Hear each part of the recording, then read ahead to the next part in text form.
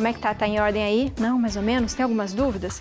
Para falar sobre exames ginecológicos, eu converso agora com o ginecologista, Dr. Fabiano Elisei Serra, por Skype. Doutor, seja muito bem-vindo à nossa casa. Oi, Abi. Muito obrigado. Sempre um prazer estar com vocês. Pena que não presencial hoje, mas no próximo programa a gente vai estar junto, com certeza. Ah, então já espero, doutor, já espero. Pra gente também é um grande prazer, viu, doutor? Doutor, eu falei ali no comecinho, né, que é um mês de prevenção, a gente sempre fala sobre prevenção e quando a gente fala sobre isso, é bom a gente reforçar para todas as mulheres quando que a gente tem que procurar o médico, quantas vezes ao ano, qual que é essa atenção?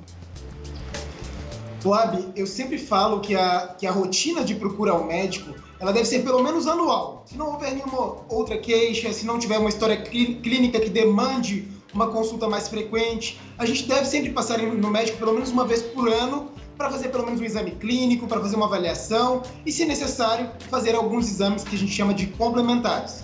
Bom, doutor, por falar em exames complementares, a gente dividiu aqui em algumas idades, né? Vamos falar um pouquinho das meninas até 20 anos. Quando que a gente tem que ir ao ginecologista, por exemplo? Com qual idade? E até os 20, o que a gente tem que fazer de exame? Em geral, a menina tem que passar no ginecologista a partir da primeira menstruação, ou até mesmo logo antes dela menstruar ali para receber as primeiras informações. Porque nessa fase da adolescência, da puberdade, é uma fase em que a gente vai orientar a menina como é que vai ser o cuidado com a menstruação, vai ter que orientar sobre a atividade sexual que eventualmente elas vão começar a desenvolver, às vezes necessidade de anticoncepção, de uso de preservativo e tirar eventualmente todas as dúvidas que ela tem aí, porque é uma fase de bastante dúvidas. E doutor, quais são os exames que são pedidos nessa faixa etária? Nessa fase, a grande verdade é que não existe nenhum exame padrão que a gente tenha necessidade de solicitar. A gente se baseia muito na história clínica, a gente viu que ali tem algumas sugestões de exames, mas elas são baseadas muito mais na história clínica da paciente do que eventualmente num consenso. Não existe uma necessidade absoluta de se solicitar esses exames, tá? Então a gente vai avaliar essa menina de uma forma geral e se tiver alguma queixa específica, aí sim a gente vai solicitar algum exame complementar. Por exemplo, uma menina que já passou ali do período de adaptação, do início da menstruação, mas continua tendo sangramento excessivo ou tem uma cólica excessiva, eventualmente a gente pode associar uma ultrassonografia transvaginal se ela já tiver tido relação sexual ou então uma ultrassonografia pélvica. Se ela tiver um nódulo mamário, que às vezes é muito comum nessa faixa etária, das meninas que estão com as mamas em desenvolvimento, pode aparecer o que a gente chama de fibroadenoma. O fibroadenoma, na maioria das vezes, é um diagnóstico clínico, então a gente palpa um nódulo móvel na mama que a gente consegue delimitar bem.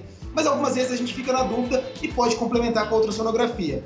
E exames de sangue, eventualmente, que sejam necessários, baseado numa história familiar, se às vezes a menina está ali um pouco acima do peso, aí nós vamos fazer uma investigação de acordo com a necessidade mesmo.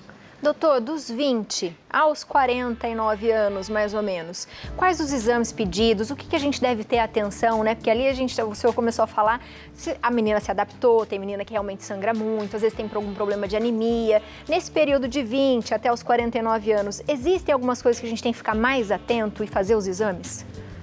Existe sim, Abi. O exame clínico é importante em todas as fases, mas nessa fase é quando a gente começa a orientação para a coleta do Papa Nicolau.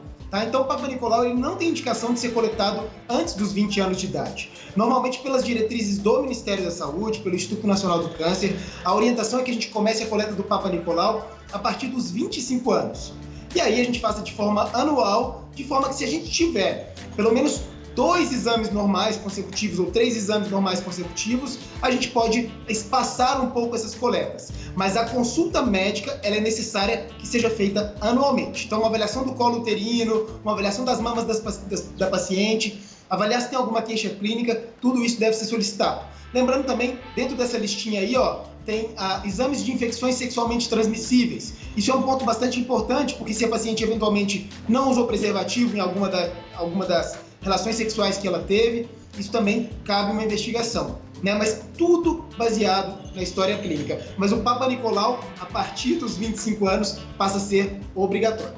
Doutora, a gente falava muito também da mamografia, né? Hoje em dia se espera ter uma idade certa para fazer, pode fazer antes, como é que funciona?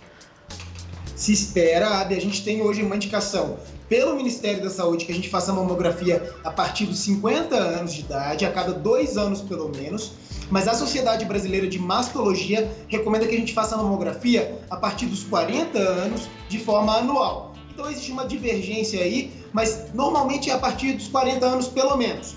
Quando que a gente vai pensar numa mamografia de forma mais precoce? Se a gente tiver, por exemplo, uma mulher que tem um parentesco de primeiro grau, o que isso significa? Mãe, irmã, se tiver alguém ali, ou até mesmo filha, né, que tenha tido um câncer de mama muito precoce, essa paciente vai precisar de mamografia com uma certa rotina maior e pode começar, às vezes, até antecipadamente. Então, imagina uma mulher que tem uma mãe que teve um câncer de mama aos 40 anos. Essa paciente tem indicação de iniciar o controle mamográfico a partir dos 30 anos de idade.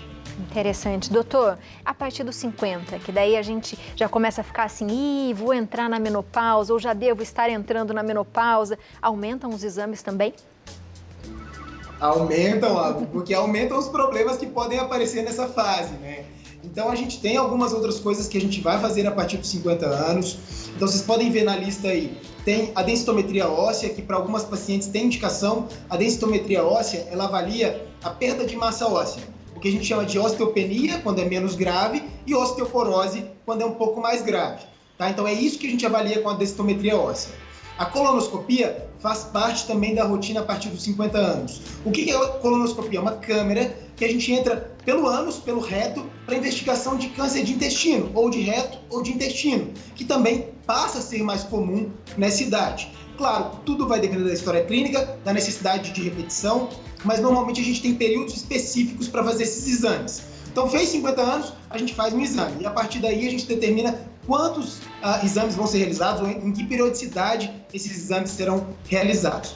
Lembrando também, o último da lista aí, os exames cardiológicos. A gente tem que lembrar que é nessa fase que começa o quadro de hipertensão, então fazer uma avaliação da história familiar aí de problemas cardíacos, de infarto, ou até de acidentes vasculares encefálicos, que seriam os AVCs, os derrames, né? Então a gente tem que fazer uma avaliação completa dessas pacientes, porque é nessa fase que as coisas começam a pegar um pouquinho mais. E aí aquele exame de sangue também, né, doutor? Que já vai ver todos os nossos hormônios, como é que vai estar tudo caminhando, não é? Isso, nessa fase, Abi, muitas mulheres começam a ter um quadro que a gente chama de síndrome metabólica.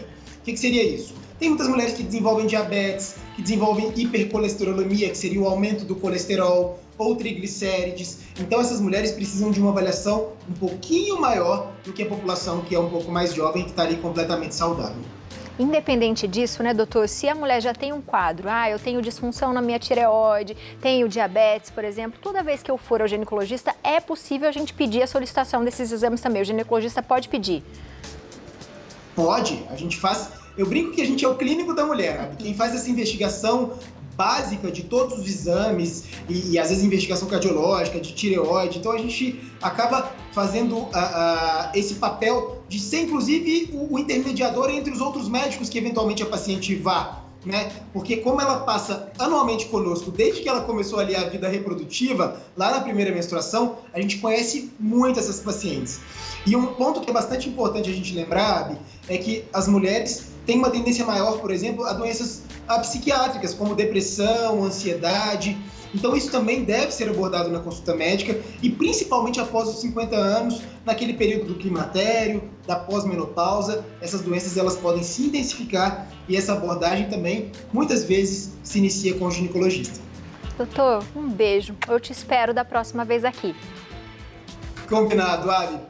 Beijo grande. Beijo para todos de casa, abraço aí pro pessoal do Santa Receita. Obrigado. Ótimo, um beijo. Aproveita você de casa, segue o doutor na internet. O doutor coloca várias coisas no YouTube, no Instagram, então aproveita, @Dr. Fabiano Serra, Fabiano Serra, tudo junto. O Instagram é esse e o site é fabianoserra.com.br. Aproveita, tá? E ó, não esquece de se cuidar não, tá bom?